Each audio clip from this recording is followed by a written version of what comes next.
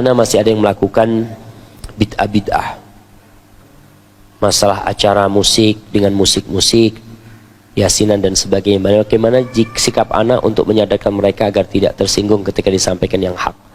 Karena sering malah emosi, malah mereka emosi dan bilang, kamu ikut ngaji sudah, baru ikut ngaji sudah kayak gitu tuh.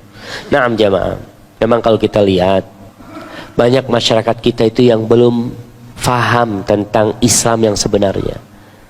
Bahkan Islam sekarang ini banyak dirusak dengan munculnya aliran-aliran yang ada. Ada istilah Islam fundamentalis, ada Islam radikal, ada Islam liberal, ada Islam emansipatoris, ada Islam garis lurus atau apa macam-macam. Sehingga orang itu nggak tahu mana Islam yang benar. Islam yang benar itu yang mana sih? Yang diajarkan oleh Rasulullah SAW. Ada istilah baru, Islam Nusantara. Subhanallah, sejak kapan ada Islam Nusantara? Muslim Nusantara, iya betul. Muslim Nusantara, betul. Ada Muslim yang fundamentalis, betul. Ada Muslim yang liberal, betul. Tapi Islam enggak. Islam ini agama yang diridhoi Allah Subhanahu Wa Taala. Bagaimana bisa disebut Islam itu radikal? Kalau oknumnya seperti itu, iya ada. Maka bagaimana kita menghadapi masyarakat kita? Ya, menghadapi keluarga. Yang pertama dengan akhlak yang mulia. Rasul sallallahu alaihi wasallam 40 tahun di Mekah itu nggak berdakwah. Tapi Allah menunjukkan kepada orang Mekah kalau Muhammad SAW adalah orang yang paling mulia di Mekah.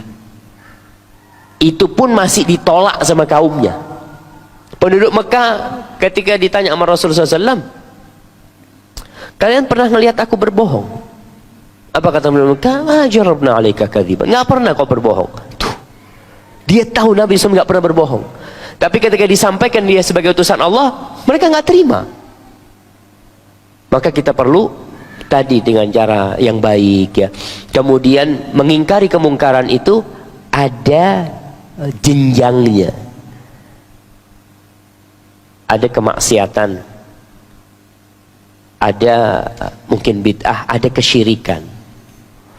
Kemudian bid'ah ini bertingkat-tingkat. Ada bid'ah yang sampai mengkafirkan, ada bid'ah yang tidak mengkafirkan. Cuma sekedar ya berdosa orang itu. Tapi tetap itu perbuatan tidak diajarkan oleh Rasul SAW. Bagaimana sikap kita sekarang? Dia melakukan dosa-dosa, bid'ah dan syirik. Yang syirik dulu yang kita perbaikin. Nggak usah ngomong yang tadi tuh. Syiriknya tadi yang sesajen-sesajen, itu yang perlu dilurusin dulu. Kalau kita ngelurusin sesajen, biasanya masyarakat itu kalau kita sudah ngomongin bid'ah-bid'ah, mereka lentang. Ini aliran apa ini? Karena menurut dia yang dilarang oleh ustadz ini sesuatu yang baik. Buat mereka baik. Kenapa dilarang? Wah, aliran apa ini? Maka kita mulai dari tadi yang syirik. Kita mulai dengan tauhid. Yang kedua, cintakan mereka kepada sunnah. Nggak usah ngomong bid'ah. Karena orang ada yang sensitif dengan kalimat bid'ah. Kalau dengar bid'ah itu langsung gemeteran dia. Iki, insya Allah. Katakan, tunjukkan sunnah. Nih sunnahnya Rasul SAW. Karena manusia itu kita harus akui bersama. Umat Islam khususnya memiliki keinginan berbuat baik. Punya di hatinya keinginan berbuat baik. Sekarang tinggal berbuat baik itu diarahkan.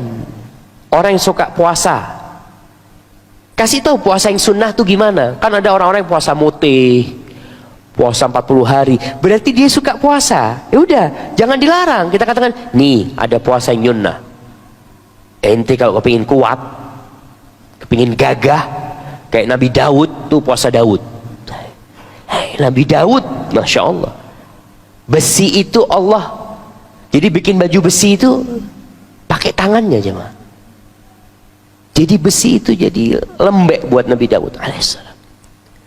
Kalau orang kan biasanya puasa mutih kepingin apa? Pengen sakti gitu kan? Allahu Akbar. Jadi seperti itu. Kemudian dengan cara yang bijak, apalagi kalau kita ngasih tahu orang tua kita ya. Tadi ingat pelan-pelan Rasul sallallahu alaihi wasallam ketika di Mekah, bayangkan 10 tahun itu kira-kira nggak ada kewajiban sholat. Sholat tuh nggak wajib. 10 tahun jilbab nggak ada jilbab. Jilbab baru ada di mana? Di di Madinah setelah hijrah. Jadi kalau ibu-ibu ngelihat keluarganya nggak pakai jilbab, jangan jilbabnya dulu yang dikasih tahu. Kalau dia nggak pakai jilbab dan tidak sholat, apa yang perlu dikasih tahu? Sholatnya dulu. Kau sholat lah, seperti itu. Biar dia nggak pakai jilbab, yang penting sholat dulu. Setelah itu baru.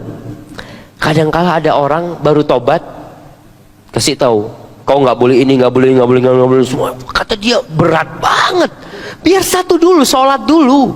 Dia amalkan seperti itu, insya Allah.